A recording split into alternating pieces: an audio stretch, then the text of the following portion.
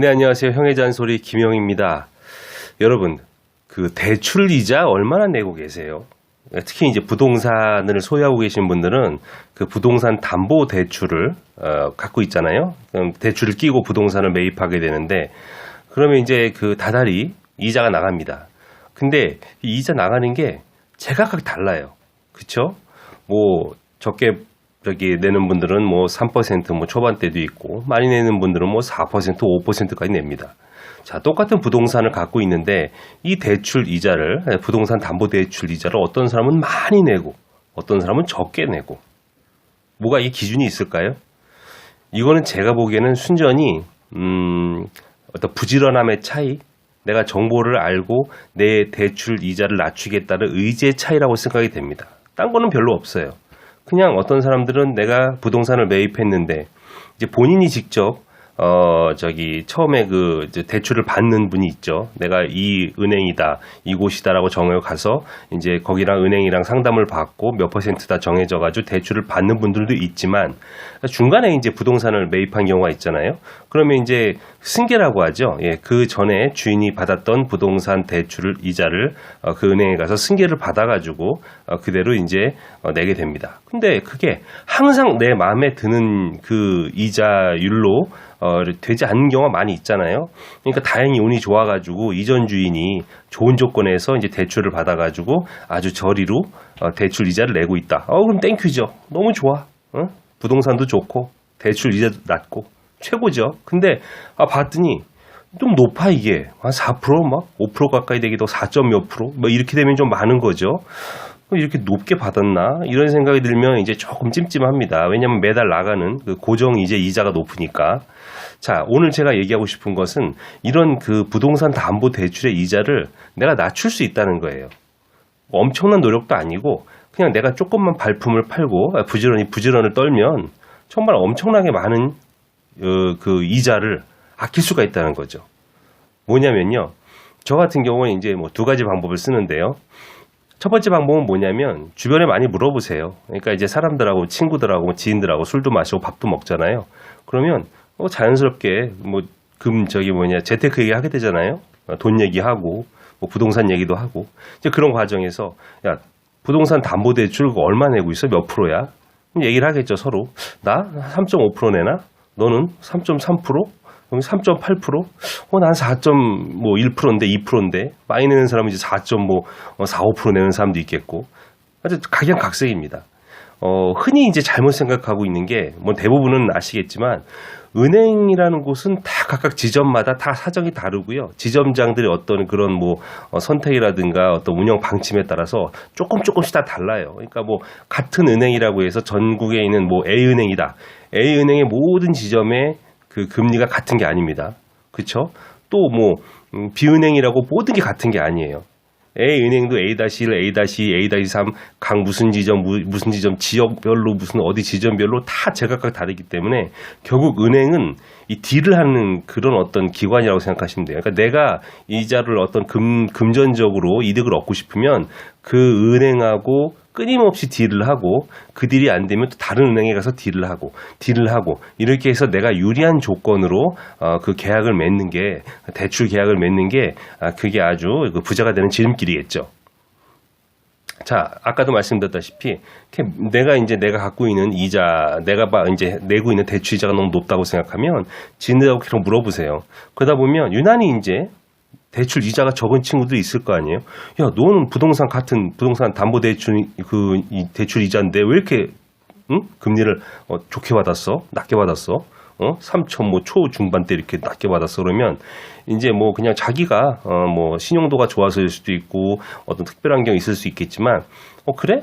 내가 거기 대출 받은 은행은 되게 많이 강조를 하던데 대출을 되게 친절하게 많이 해주려고 하고 금리도 낮게 해주고 조건이 좋던데 너도 한번 소개 받아볼래? 내가 한번 얘기해줄까? 뭐 이런 식으로 소개를 받는 경우가 있어요. 뭐 다 그런 건 아닌데 이렇게 아르르 하다 보면 정말 되게 좋은 조건에 어떤 그런 어느 뭐 은행의 지점을 찾아나게 되죠. 그래서 연결을 해줘서 가보면 그 지점은 이 부동산 담보대출을 막 해주려고 되게 긍정적으로 적극적인 거예요. 흔히 말해서 이제 은행에서는 영업이라고 하는데, 이제 왜냐면 은행이라는 곳은 이제 돈을 빌려주고 이자를 받는 게 자기네 실적이잖아요. 그게 영업이죠. 아무것도 안 하면 오히려 자기네 이제 실적이 줄어드는 거니까 웬만하면은 이제 돈을 빌려주려고 하는데, 그게 이제 뭐 은행마다 사정이 달라서 이 부동산 뭐 담보 대출을 좀 많이 빌려주고 싶은 적극적인 지점이 있는 반면에, 우리는 별로 그렇게 개인 뭐 개인 사업자라든가 뭐 일반 사람들한테 뭐 직장인들한테 별로 대출을 해주고 싶지 않다, 이런 또 상황이 있는 지점들이 각각 있기 때문에, 그러니까 중요한 건 뭐냐면 부동산 담보 대출을 해주려고 적극적인 지점을 찾아내서 소개받는 게 중요한 거죠. 그럼 그 사람들은 잘해줘요. 상담을 받으면. 나 어느 은행에서 제가 만약에 예를 들어서 뭐 은행에서 부동산 담보 대출을 한 4.2%, 3% 받고 있다. 높죠? 좀 높은 편입니다. 4%가 넘으니까. 그러니까 그러세요.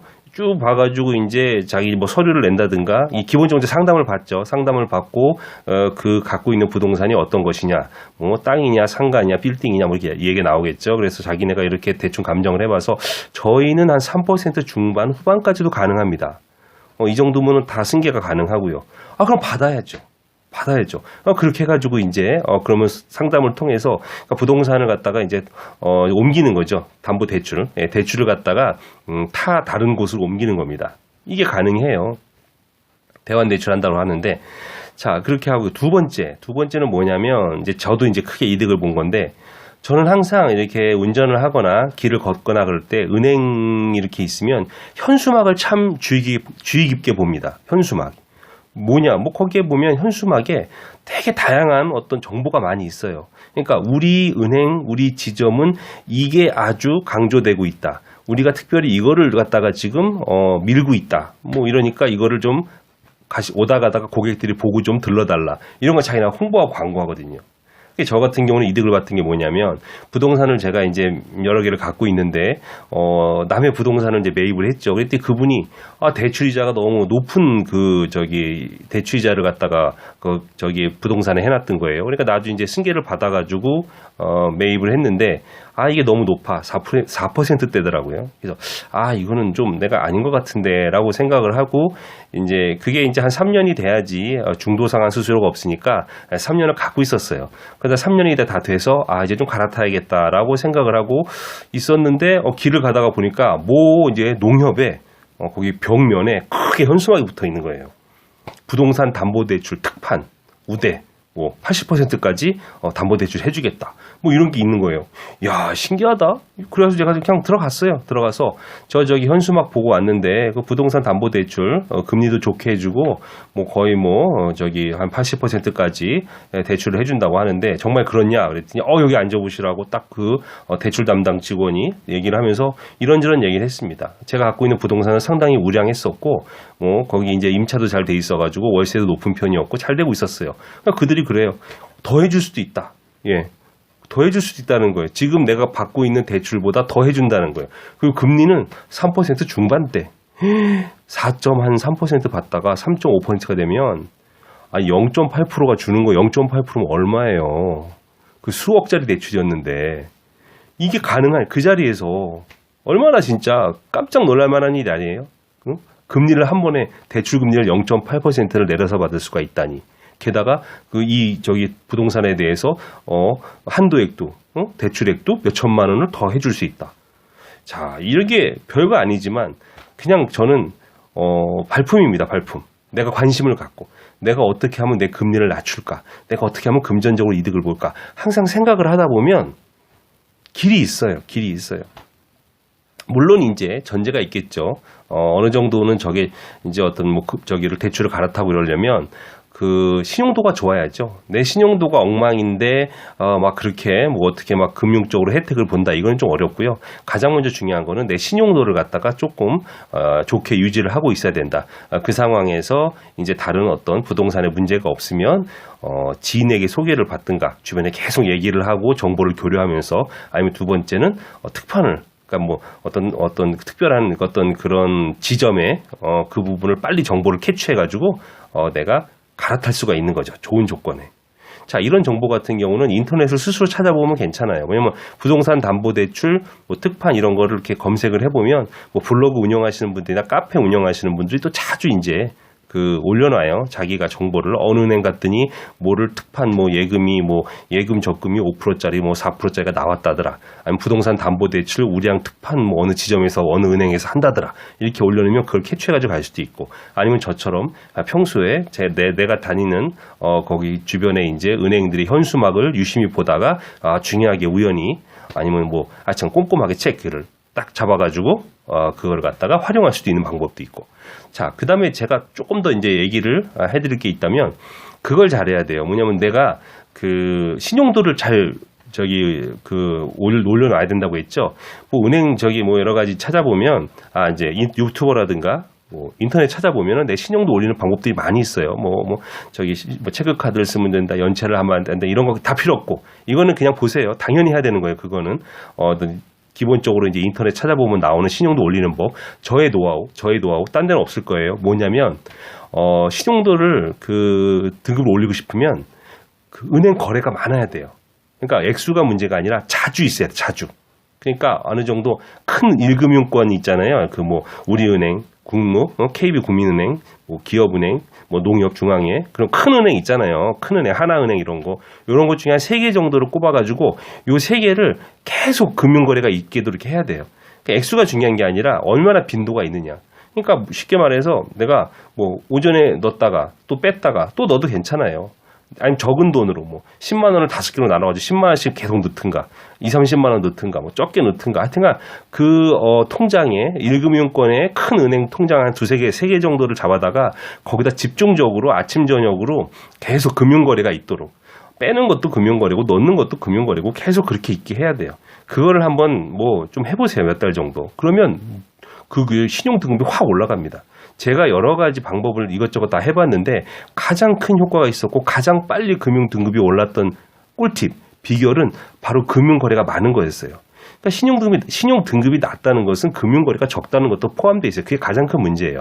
게다가 그런 어떤 거를 갖다가 신용 점수를 갖다가 합산할 때 사람이 하는 게 아니고 대부분 컴퓨터가 하잖아요. 컴퓨터 입장에서는 뭐냐면 얘가 금융 거래를 많이 해. 막 아침 저녁으로 하루에 몇 번씩 하고 다음 날도 하루에 계속 금융 거래를 자주 하는, 활발하게 뭔가 경제 활동을 하는 사람이면 점수를 많이 주는 겁니다. 그래서 신용 등급이 올라가게 돼 있어요. 이거는 거의 대부분 사람들한테 다 효과를 받은 겁니다.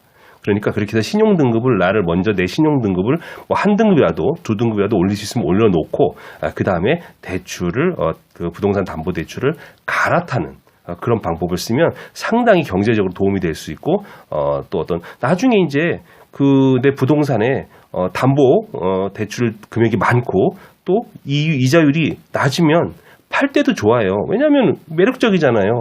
이게 이제 그게 좋으면 대출 조건이 좋아지면 결국 상가 수익률이 좋아지니까, 부동산 수익률이 좋아지니까, 그렇게 되면 또 팔려고 내놨을 때 매입할 사람이 조건이 좋네, 수익률 좋네, 구미가 당기잖아요. 야, 어느 은행에서 이렇게 담보대출을 낮게 잘 받으셨어요? 많이 받으셨네. 이렇게 하면서 승계를 해주기도 좋고.